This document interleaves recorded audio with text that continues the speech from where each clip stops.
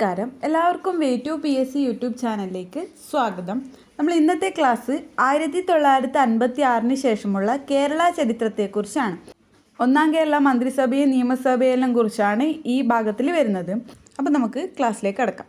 കേരളത്തിലെ ഏറ്റവും പ്രധാനപ്പെട്ട നിയമനിർമ്മാണ കേന്ദ്രമാണ് കേരള നിയമസഭ. ഈ തിരുവനന്തപുരത്താണ് നിയമസഭാ മന്ദിരം അഥവാ സെക്രട്ടേറിയറ്റ് സ്ഥിതി ചെയ്യുന്നത്. 1957 കേരള നിയമസഭ നിലവിൽ വന്നത്. നിലവിൽ കേരള നിയമസഭയിൽ 141 അംഗങ്ങളാണുള്ളത്. ഇവരിൽ 140 അംഗങ്ങളെയും ജനങ്ങളാണ് തിരഞ്ഞെടുക്കുന്നത്. ശേഷിക്കുന്ന ഒരംഗത്തെ ആംഗ്ലോ ഇന്ത്യൻ സമുദായത്തിൽ നിന്നും ഗവർണർ നാമനിർദ്ദേശം ചെയ്യുന്നു.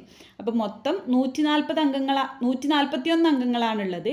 ഇതിൽ 140 പേരെ ജനങ്ങൾ തിരഞ്ഞെടുക്കുന്നുണ്ട്. ഒരാളെ അത് ആംഗ്ലോ ഇന്ത്യൻ ആയിരിക്കും, അത് ഗവർണർ നാമനിർദ്ദേശം ചെയ്യപ്പെടുന്നതാണ്. ഇനി കേരളത്തിൽ ആദ്യ തെരഞ്ഞെടുപ്പ് നടന്നത്, അതായത് ഒന്നാം കേരള നിയമസഭയിലേക്കുള്ള ആദ്യ തെരഞ്ഞെടുപ്പ് നടന്നത് 1957 കേരള ഒന്നാം നിയമസഭ നിലവിൽ വന്നത് 1957 ഏപ്രിൽ 1 ഇനി കേരളത്തിലെ ഒന്നാം മന്ത്രിസഭ നിലവിൽ വന്നത് അത് 1957 ഏപ്രിൽ 5 ആ ഡേറ്റ് അങ്ങോട്ടും ഇങ്ങോട്ടും മാറിപ്പോകാൻ പാടില്ല. ഇനി ഒന്നാം കേരള മന്ത്രിസഭയിലെ ആകെ മന്ത്രിമാരുടെ എണ്ണം 11. ഒന്നാം കേരള മന്ത്രിസഭയിൽ 11 മന്ത്രിമാരായിരുന്നു ഉണ്ടായിരുന്നത്. ഇനി നമുക്ക് ഈ കേരളത്തിലെ ആദ്യ മന്ത്രിസഭയിലെ 11 മന്ത്രിമാരെയും അവരുടെ വകുപ്പുകളും നോക്കാം. ആദ്യം EMS നമ്പൂതിരിപ്പാട്, അദ്ദേഹം അന്നത്തെ മുഖ്യമന്ത്രി ആയിരുന്നു. KR ഗൗരിയമ്മ റവന്യൂ എക്സൈസ് വകുപ്പുകളാണ് കൈകാര്യം ചെയ്തത്. അടുത്ത C അച്യുതമേനോൻ, അദ്ദേഹം ധനകാര്യമന്ത്രി ആയിരുന്നു. അടുത്ത ഡോക്ടർ AR മേനോൻ, അദ്ദേഹം ആരോഗ്യമന്ത്രി ആയിരുന്നു. VR കൃഷ്ണയ്യർ നിയമകാര്യമന്ത്രിയും വൈദ്യുത മന്ത്രിയും ഇദ്ദേഹമായിരുന്നു.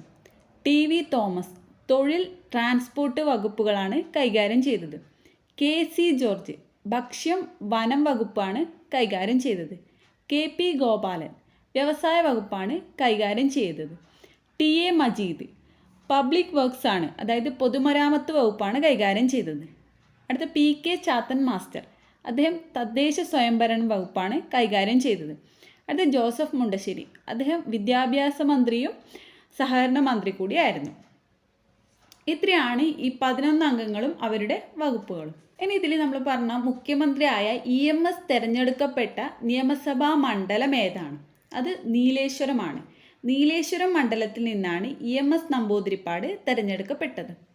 ഇനി ഒന്നാം കേരള മന്ത്രിസഭയിൽ അംഗമായ ഏക വനിത അത് KR ഗൗരിയമ്മയാണ്. അവർ റവന്യൂ വകുപ്പാണ് കൈകാര്യം ചെയ്തത്, നമ്മൾ നേരത്തെ പറഞ്ഞു. അപ്പോൾ ഒന്നാം കേരള മന്ത്രിസഭയിലെ അംഗമായ ആദ്യ വനിതയാണ് KR ഗൗരിയമ്മ. ഭാഷാടിസ്ഥാനത്തിൽ കേരളം രൂപീകരിക്കാൻ EMS നേതൃത്വം നൽകിയ പ്രസ്ഥാനമാണ് ഐക്യ കേരള പ്രസ്ഥാനം. അപ്പോൾ എന്താണ് ഐക്യ കേരള പ്രസ്ഥാനം? ഭാഷാടിസ്ഥാനത്തിൽ കേരളം രൂപീകരിക്കാൻ നേതൃത്വം നൽകിയ ഒരു പ്രസ്ഥാനമാണ് ഈ ഐക്യ കേരള പ്രസ്ഥാനം. EMSന്റെ നേതൃത്വത്തിൽ ആരംഭിച്ച ഒരു പത്രമാണ് പ്രഭാതം. ഇതിനു മുമ്പ് ചോദിച്ചിട്ടുണ്ട്. EMSന്റെ നേതൃത്വത്തിൽ ആരംഭിച്ച ഒരു പത്രമാണ് പ്രഭാതം. ഇന്ത്യൻ തപാൽ സ്റ്റാമ്പിൽ പ്രത്യക്ഷപ്പെട്ട ആദ്യ കേരള മുഖ്യമന്ത്രിയാണ് EMS നമ്പൂതിരിപ്പാട്.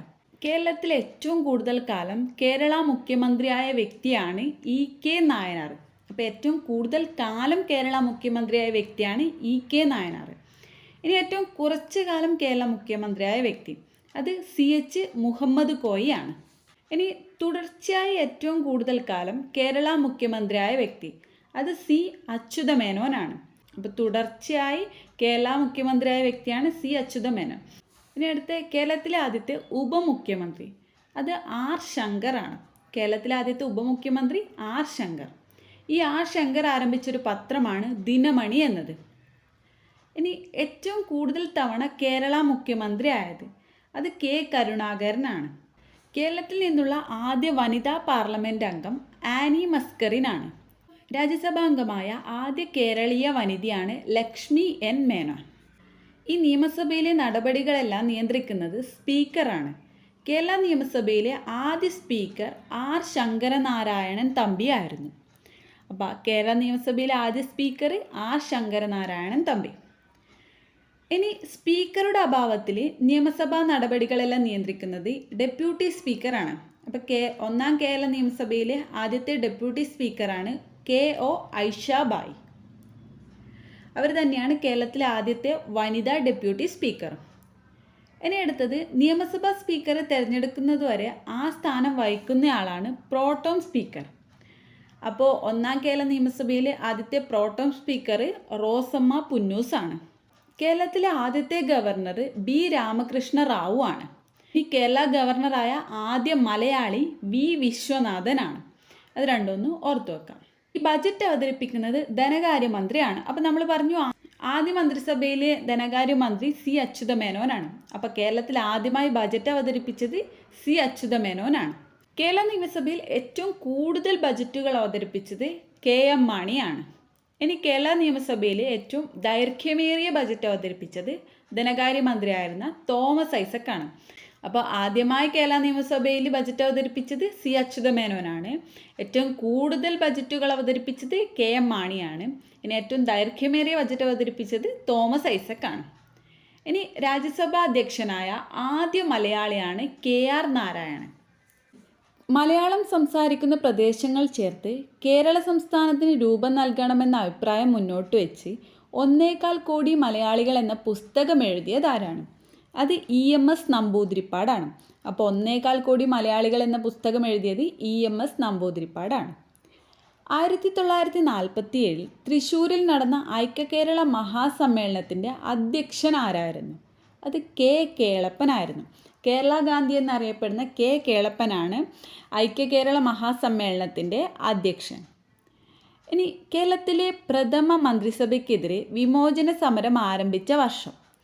അത് 1959 ജൂൺ 12-നാണ്. ഇനി 1959 ഏപ്രിൽ 16-ന് ചേർത്തലയിൽ ആര് നടത്തിയ പ്രസംഗത്തിൽ നിന്നാണ് വിമോചന സമരത്തിന് ആ പേര് ലഭിച്ചത്? അത് പനമ്പിള്ളി ഗോവിന്ദമേനോൻ നടത്തിയ പ്രസംഗത്തിനാണ്. കേരളത്തിലെ രണ്ടാമത്തെ മുഖ്യമന്ത്രിയായിരുന്ന പട്ടംതാണു പിള്ള ഏതു പാർട്ടിയുടെ നേതാവായിരുന്നു? അദ്ദേഹം പ്രജാ സോഷ്യലിസ്റ്റ് പാർട്ടി PSPയുടെ നേതാവായിരുന്നു. കേരള ശാസ്ത്ര സാഹിത്യ പരിഷത്ത് സ്ഥാപിതമായ വർഷം? 1962 സെപ്റ്റംബർ 8-നാണ് കേരള ശാസ്ത്ര സാഹിത്യ പരിഷത്ത് സ്ഥാപിതമായത്. പ്രസിദ്ധമായ പഞ്ചാബ് മോഡൽ പ്രസംഗം നടത്തിയത് ആരാണ്? അത് R. ബാലകൃഷ്ണപിള്ളയാണ്. അവിശ്വാസ പ്രമേയത്തിലൂടെ പുറത്തായ കേരളത്തിലെ ആദ്യ മന്ത്രിസഭ ഏതാണ്? R. ശങ്കർ മന്ത്രിസഭയാണ്. അവിശ്വാസ പ്രമേയത്തിലൂടെ പുറത്തായ കേരളത്തിലെ ആദ്യത്തെ മന്ത്രിസഭയാണ് R. ശങ്കർ മന്ത്രിസഭ. EMS നമ്പൂതിരിപ്പാടിൻ്റെ പ്രധാനപ്പെട്ട പുസ്തകങ്ങൾ നോക്കാം. കേരളം മലയാളിയുടെ മാതൃഭൂമി, ബെർലിൻ ഡയറി, വേദങ്ങളുടെ നാട്, ഇന്ത്യൻ കമ്മ്യൂണിസ്റ്റ് പ്രസ്ഥാനം, Nehru ideology and practice, Karl Marx പുതുയുഗത്തിൻ്റെ വഴികാട്ടി, 1.25 കോടി മലയാളികൾ, Kerala society and politics a historical survey, Kerala yesterday today tomorrow, a short history of peasant movement in Kerala. ഇത്രയും പ്രധാനപ്പെട്ട കാര്യങ്ങളാണ് നമുക്ക് 1956-ന് ശേഷമുള്ള കേരള ചരിത്രം എന്ന ഭാഗത്തിൽ പറയാനുള്ളത്. അപ്പോൾ ഇതിൻ്റെ നോട്ട്സ് ഞാൻ നമ്മളെ ടെലിഗ്രാം ചാനലിൽ അപ്ലോഡ് ചെയ്യാം. അപ്പോൾ എല്ലാവരും ടെലിഗ്രാം ചാനലിൽ ജോയിൻ ചെയ്യുക. ലിങ്ക് ഞാൻ കമൻറ്റ് ബോക്സിൽ പിൻ ചെയ്തിട്ട് കൊടുക്കാം. നമ്മുടെ വീഡിയോസിൽ ഇഷ്ടപ്പെട്ടാൽ എല്ലാവരും ലൈക്ക് ചെയ്യുക, ഷെയർ ചെയ്യുക, സബ്സ്ക്രൈബ് ചെയ്യുക.